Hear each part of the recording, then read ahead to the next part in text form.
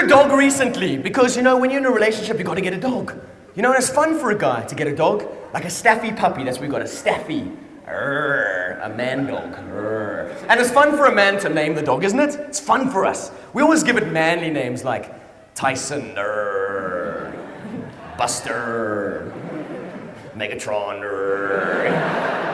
anything that ends in like Zuma.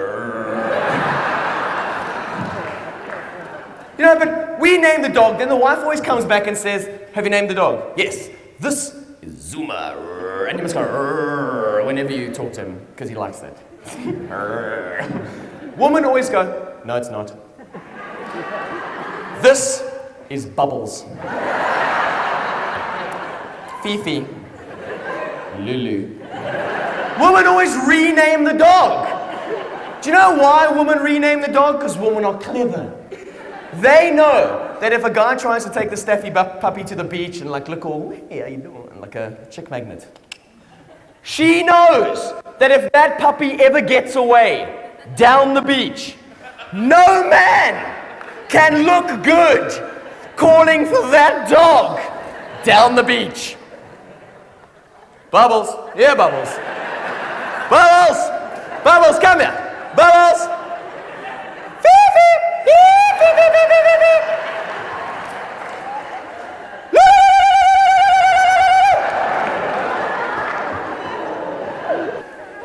So Lulu gets into a fight with another dog, a sausage dog. Sausage dogs are the dumbest animals in the world, aren't they? I'm not saying they're the dumbest animals, they're the weirdest designed animals in the world. It looks like they were made up of leftover bits of other animals. Because they look awkward. It's like when God was finished making the animal kingdom, he had some leftover bits in his workshop and he was like, let's make something. I know. Let's start with a hot dog roll. Even take a look. They have the ears of an elephant, the mouth of a crocodile, the legs of a centipede, and the penis of a rhinoceros. Why would you give an animal that size such heavy equipment? You don't put a surface-to-air missile launcher on a rubber ducky. And you can't take that dog to the beach with little legs like that. It's like wearing high heels on the beach.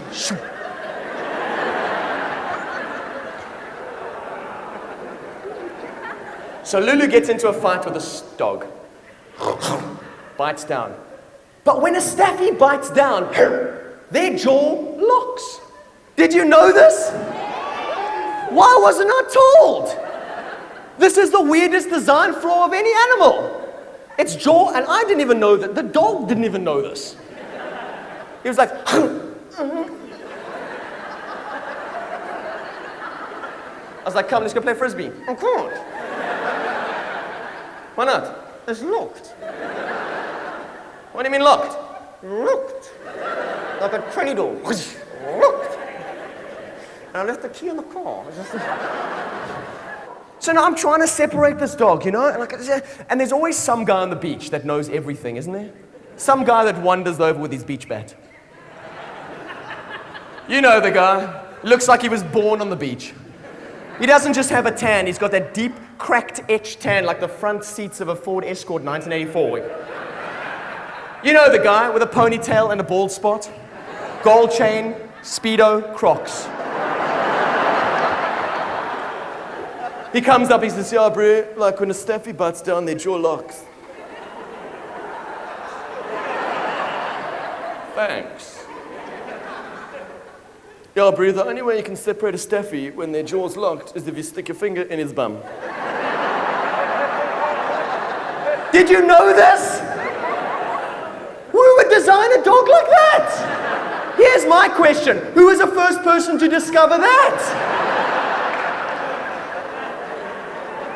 Now, I'm trying to separate my staffy, so I'm at the back there, and it's really early in our relationship to be going through these kind of bases, and I'm like, he's like, what you doing? Shh, just look that way.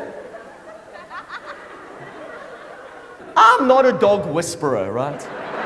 Not a dog psychiatrist, nothing. I'm not a dog hostage negotiator, nothing. But I'm thinking, when a dog is engaged in a death battle with another animal with teeth, asserting his manliness on the beach. I don't think sticking your finger in his knot is going to calm him down. I think it's going to piss him off even more. It would me. So I'm at the back there and I'm like, got all the animal rights people gathered around me. So,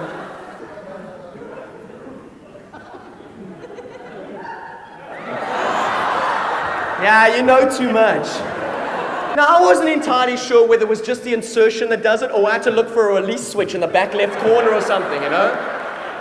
Like Indiana Jones, like, dun, dun, dun, dun, dun, dun, dun, dun. Who designs an animal like that?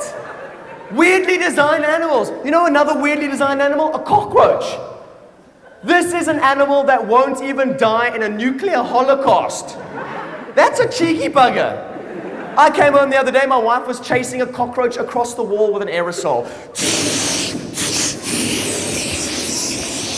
It won't die! I said, I know, honey, because you're using Mr. Min. I know! But we ran out of doom. It was the next best thing. I was like, no, it's not. The microwave would have been the next best thing. That's confusing for the cockroach. Can you imagine running away? All of a sudden you turn around, you're staring down the barrel of a nozzle. All of a sudden, lavender.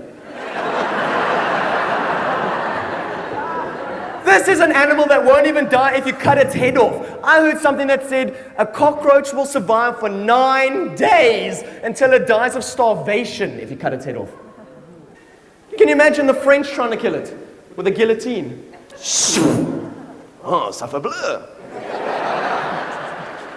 I don't even know if that's French. I just figured if it's in a French accent, it works. That's how I get away with French. I don't even know French words.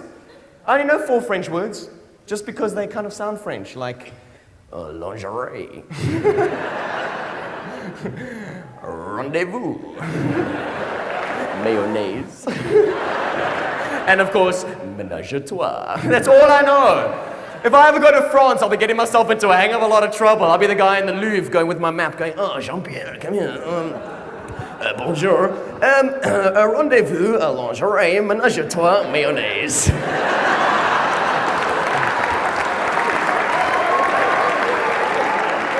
I saw something on TV the other day, a panda bear, also a weirdly designed animal. A giant panda gives birth to a cub about 5 centimeters big. That's got to be the world's easiest pregnancy. Let me put that into perspective for you for a second.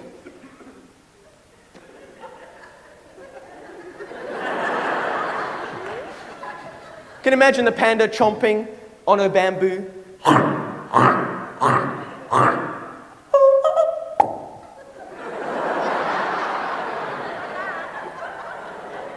No, I swear, Gloria, I had no idea I was even pregnant. No, I swear, you saw me in a bikini, I weren't even showing, were I? No, I weren't. Yeah, I was at one time down a pub, yeah? But I didn't even know.